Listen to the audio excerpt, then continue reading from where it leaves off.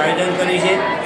આપણા આનંદીબેન જે રાજપાલ છે એમને પણ વચ્ચે જ્યારે મનુષ્ય સંસદ વચ્ચે પ્રોગ્રામ હતો ત્યારે સૌપ્રથમ જાહેરાત કરેલી કે ભાઈ એ જ્યારે અહીંયા આપણા જે મુખ્યમંત્રી હતા એ વખતે પ્રોગ્રામ ચાલુ કરેલો કે ભાઈ આપણે આ cervical cancer, breast cancer, oral cancer માટે પ્રોગ્રામ ચલાવીએ।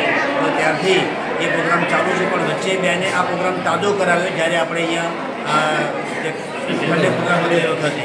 અને અનુસંધાને ઘણા બધા જે લેવા પાટીદારના ગામ છે એ લોકોએ પણ પ્રોગ્રામ કામગીરી ચાલુ કરી છે। તો એના નિમિત્તે આજે પણ આ પાટણની અંદર જ્યાં સમાજના ભાઈઓ છે, પાટણ લેવા પાટીદાર ભાઈઓએ એ સરસ મજાનું આયોજન કર્યું છે। અને આનો બેનિફિટ છે કે આ સર્વાઇકલ કેન્સર એ વસ્તુ છે કે અત્યારે એના જે સિમ્ટમ ખબર પડે નહીં, એના માટે ઘણી બધી ટેકનિક હોય, પણ આ જે સર્વાઇકલ વેક્સિન લેવાથી બરાબર મોટે ભાગે આ કેન્સર આપણે રોકી શકીએ અને એના કારણે બહેનોને પણ સારો એવો ફાયદો થશે।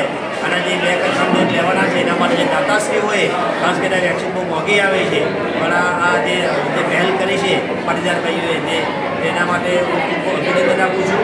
કારણ કે એક વેક્સિનનો ડોઝ ઓછા 2 થી 3,000 રૂપિયા એક ડોઝનો ખર્ચો થાય અને 3 ડોઝ લેવાના હોય તો 6,000 રૂપિયા એક દીકરી પાછળ ખર્ચો કરીએ તો આટલી મોટી સંખ્યામાં આજે પણ કદાચ 600 કરતાં વધારે દીકરીઓનું આયોજન કર્યું છે, 675 દીકરીઓ માટે આયોજન કર્યું છે, તો એની કિંમત પણ વધારે થાય। આજે ને આવતીકાલે 2 દિવસ સરસ મજાનું આયોજન કર્યું છે। આ બાબતે અમારો સ્ટાફ પણ સહકાર આપી રહ્યો છે અને ભવિષ્યમાં આવા કોઈ પણ આવા આરોગ્યલક્ષી પ્રોગ્રામ કરવાનો થાય તો અમારા સંકલનમાં રહી અમે પણ સાથ સહકાર આપીશું કે જેથી કરીને આપણી આ દીકરીઓને સારામાં સારો ફાયદો થઈ શકે। છેલ્લે સૌ મિત્રોનો, સૌ પાટીદાર ભાઈઓનો આભાર માનું છું।